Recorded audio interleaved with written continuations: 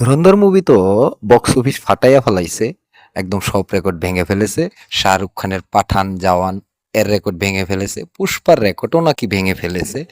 তো এই মুভিতে রণবীর সিং হিরো, কিন্তু আজকে এই হিরোকে ভিলেন বানিয়ে ফেলবো। কেন?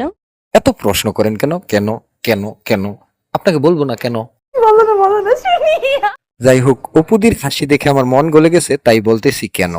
আজকে রণবীর সিংকে ভিলেন বানাবো এই জন্য, যেন আমার দর্শকরা একটু এন্টারটেন হয়, একটু মজা পায়। সাব্বাস পাইকনা সাব্বাস। তো বন্ধুরা, চলেন ভিডিওটা শুরু করি। ভিডিওটা শুরু করার আগে আমার চ্যানেলটাতে নতুন হয়ে থাকলে চ্যানেলটা সাবস্ক্রাইব করুন, লাইক করুন, কমেন্ট করুন। আর যারা অলরেডি সাবস্ক্রাইব করে ফেলেছেন, থ্যাংক ইউ সো মাচ।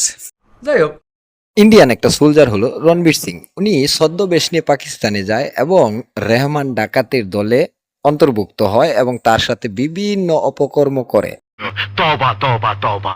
এইসব তো উনি করেই পিচ্ছি একটা মেয়ে, পাকিস্তানি মেয়ে, তার সাথে প্রেম করে। প্রেম কইরা তাকে বিয়েও করে ফেলে এবং বিয়ে করে যে তাকেও সত্য কথাটা কিন্তু বলে না। উনি ইন্ডিয়ান আর্মি এটা বলে না, উনি পাকিস্তানি মুসলমান, এইসব পরিচয় দিয়েই কিন্তু মেয়েটাকে বিয়ে করে এবং বিভিন্ন নেতাদের সাথে হাত করে, বা মেয়েটার বাবাও একটা নেতা থাকে।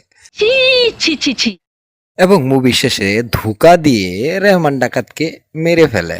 না না, কাজটা ঠিক হয়নি। একটা মানুষ একটা দেশে গেল, নিজের নাম পরিবর্তন করলো, ধর্ম পরিবর্তন করলো, ওই দেশের মানুষদের সাথে ধোঁকা দিল, ধোঁকা দিয়ে যার সাথে উনি উঠা বসা করতেছে তার সাথে ধোঁকা দিল, একটা নিরীহ মেয়ের সাথে ধোঁকা দিল। তাহলে এই লোকটা কিভাবে হিরো হয়? ইসে ও আফা, থাক থাক, প্যারা নিয়েন না, আমি বলতেছি। হিরো তো উনি ইন্ডিয়ানদের চোখে, কিন্তু পাকিস্তানের চোখে তো রণবীর সিং ভিলেন। শুধু পাকিস্তানের চোখে না, আপনি একটু মাথা খাটিয়ে দেখেন, সঠিক বা সত্য বিবেচনা করেন, তো বোঝা যাবে রণবীর সিং মুভিতে ভিলেন। আচ্ছা, আমরা সাধারণত মুভিতে এইরকমই দেখে থাকি যে ভিলেন ছদ্মবেশ নিয়া নায়কের বা কোনো বড়লোক পরিবারের ঘরে এইভাবে ঢুকে।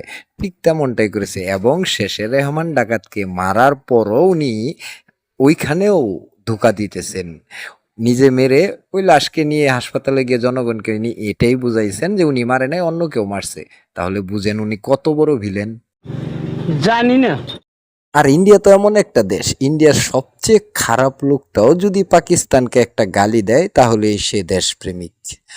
সবচেয়ে খারাপ মানে সে ইন্ডিয়ার মধ্যে সবচেয়ে জঘন্য অপরাধগুলা করেছে, তারপরেও যদি উনি পাকিস্তানকে একটা গালি দিতে পারে তাহলে উনি দেশপ্রেমিক। আচ্ছা, সাকিব ভাই, এত হাইসেন না।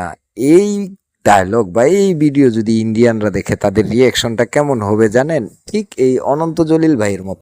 হাসি পাচ্ছে? তুমি তো একটা অমানুষ। কথাগুলো আমি মজার ছলে বললেও কথাটা কিন্তু একটু চিন্তার। পাকিস্তানিদের আপনি জিগান, ওনাদের চোখে কিন্তু রণবীর সিং পাক্কা ভিলেন, কিন্তু সেই রণবীর সিং একই কাজ করে ইন্ডিয়ানদের চোখে হিরো। তাহলে বিষয়টা দুই রকম হয়ে গেল না দুইজনের জন্য? তাহলে মাঝখান থেকে আমি হিরোকে ভিলেন বানিয়ে দিলাম, আমার কি অপরাধ? বিরাট প্রতিভা, আফসোস। আমি আর কিছু বলতে চাই? না, আচ্ছা ঠিক আছে, বলবো না। তো বন্ধুরা, ভিডিওটা কেমন লাগলো জানাবেন কমেন্ট করে, আর চ্যানেলটা সাবস্ক্রাইব করে দেবেন। আর চলে যাচ্ছি, আবার দেখা হবে নতুন কোনো ভিডিওতে। সে পর্যন্ত ভালো থাকবেন, সুস্থ থাকবেন। আল্লাহ হাফেজ।